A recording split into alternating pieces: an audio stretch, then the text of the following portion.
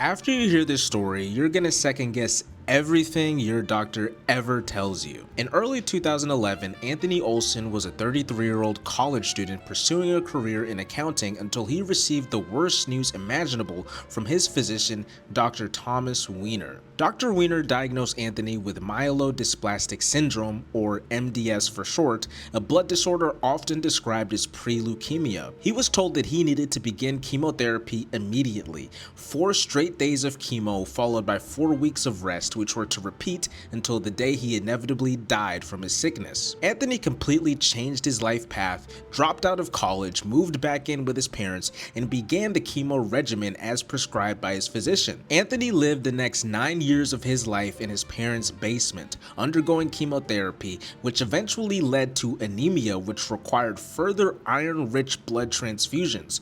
Blood transfusions which eventually caused him to have an iron overload in his body, which led to irreversible organ damage. Now here's the major twist in the story. Anthony has had diabetes since the age of 4, and at the age of 29, prior to his cancer diagnosis, he underwent a failed kidney transplant which required him to need dialysis until he could receive another kidney. In 2021, he was being assessed for a new kidney transplant and multiple tests were performed on him, tests which came back with the most unexpected results. It was revealed that Anthony Olson didn't have cancer anymore, and even worse than that, he never had cancer in the first place. Anthony had essentially put his life on hold and undergone debilitating chemotherapy treatments for 9 years for an illness that he never actually had. This is all leaving aside the massive hospital bills that he incurred for all of the unnecessary therapy which he received. Anthony Olson went on to sue the hospital and settle for an undisclosed amount, and his physician, Dr. Weiner, didn't really face any consequences. His medical license was renewed in 2023